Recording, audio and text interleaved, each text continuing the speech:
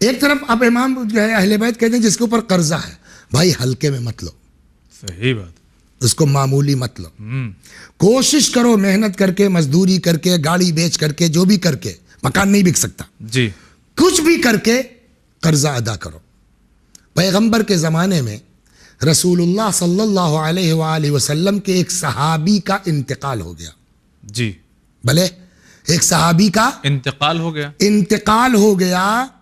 इन रजुलन मिनल अंसार मात व अलैहि दीनारान दैनन, और उस सहाबी के ऊपर 2 दीनार का कर्जा था। बस 2 दीनार। फलम युसल्ली अलैहि नबी, पैगंबर ने उनकी नमाज जनाजा पढ़ाने से इनकार कर दिया। ओहो, मैं इसीलिए थोड़ा स्लो हुआ। 2 दीनार कर्जा था, पैगंबर ने नमाज से जनाजा पढ़ने से इनकार किया। फरमाया सल्लू अला साहिबकुम, जाओ तुम लोग इसकी नमाज जनाजा पढ़ लो।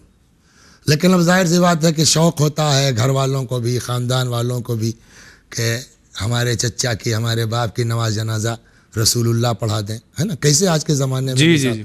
तो फ़ज़मनहा अन्हु बाज़ क़राबते, फिर कुछ रिश्तेदार आए जी रसूलुल्लाह के पास। उन्होंने कहा या रसूलुल्लाह, हमारे ज़िम्मे कर्जा उसका, हम अदा करेंगे साहब, आप नमाज पढ़ा दीजिए। तो जब दूसरों ने आकर के अपने जिम्मे लिया है, जमानत लिए कि हम अदा करेंगे, तब इमाम फरमाते हैं कि पैगंबर ने जाके उसकी नमाज़े जनाजा फरमाई। और इस तरह से हुजूर ने उसको बचा भी लिया। हाँ, पता नहीं इमाम सादिक अलैहिस्सलाम ने फरमा रहे हैं, इसकी वजह पीछे क्या है, फरमाते हैं अन्ना रसूल अल्लाह सल्लल्लाहु अलैहि वसल्लम इन्नमा फ़अल ज़ालिक, पैगंबर ने ऐसा क्यों किया, लियत्तइज़ू, ताकि लोगों को नसीहत हो कि कर्ज को मामूली मत समझो, अदा करो, मरने से पहले कोशिश करो। खैर खो, एक इमाम के सहाबी हैं जिनका नाम है अबी सुमामा। अच्छा, कहते हैं कुल्तु ले अबी जाफ़र अलैहिस्सलाम, 5वें इमाम, इमाम बाक़िर अलैहिस्सलातु वस्सलाम से मैंने अर्ज़ किया, इन्नी उरीदु अन अल्ज़िमा मक्का वल मदीना, मैं सोच रहा हूँ कुछ दिन जाके मक्के में रह जाऊँ, मदीने में, दुआ इबादत नमाज के लिए जी। व अलैया दैनुन, मगर दिक्कत यह है कि मेरे ऊपर कर्जा है। क़ाला अलैहिस्सलाम इरजा इला मुअद्दी दैनिक, जाओ पहले जिनका कर्जा है उनसे बात करो।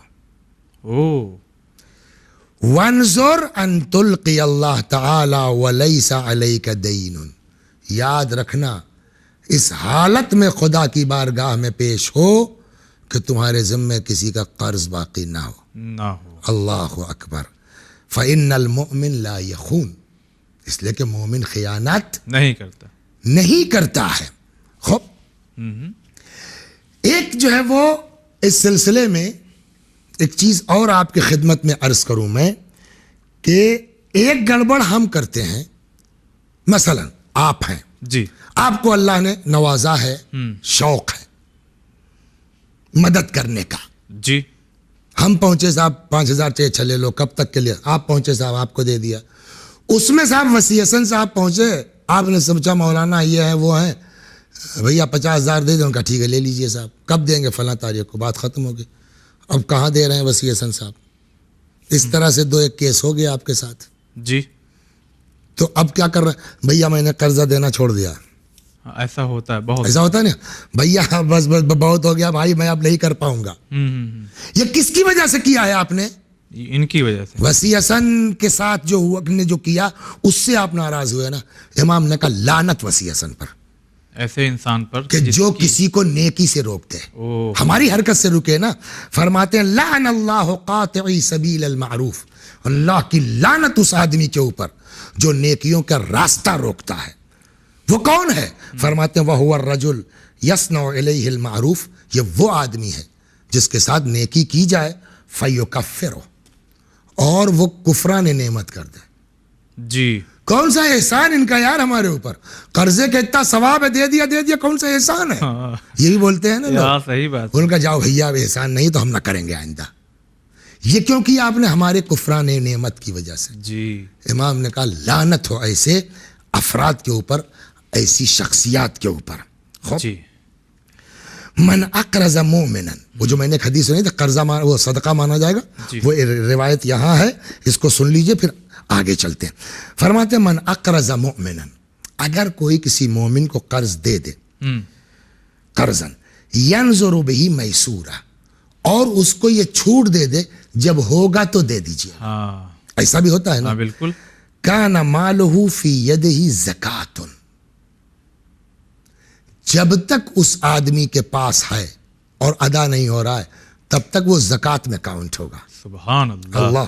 व काना हुआ फी सलातिन मिनल मलाइका, और जब तक जो है वो पैसा वापस नहीं आता है तब तक फरिश्ते कर्जा देने वाले के ऊपर सलवात पढ़ते रहेंगे। सुभान अल्लाह। समझ गए आप? जी, अल्लाहु अकबर। अच्छा, हत्ता युअद्दी। जी जी जी एक चीज़ आखिर में, चूंकि बस 2 मिनट बचा हुआ है, जी जी जी। बहुत से हमारे हो सकते हैं नाजरीन हों जिनके साथ ये मामला हो कि वो सुन रहे हों कि कर्ज़ा अगर नहीं अदा हुआ तो ये होगा और वो होगा और इस तरह से फ़कीर हो जाएंगे ये वो। अब वो सोच रहा कि यार वो चाचा तो मर गए हमारे, या वो हमारा दोस्त चला गया, बताइए उसने 1 लाख रुपया लिया था और दिया भी नहीं। अच्छा वो मिलना भी नहीं है अब उनके वारिस से, या कोई ऐसा है भी नहीं जो हमको अब वो पलटा दे। अब ये खामखा फंसेंगे ऊपर, तो हम क्या ये इख्तियार रखते हैं कि मर तो चला गया, चलो हम जा, या अल्लाह माफ़ कर दे इसको। बिल्कुल आपको हक है माफ करने का, तो ऐसा और करना उसका जो है जी। बहुत बड़ा अज्र भी है। अच्छा। इसलिए कि भाई आप दूसरे को माफ करेंगे ना, तो एक हदीस है इस पर, मन अकाला अबदन अकालहुल्लाह यौमल क़ियामा।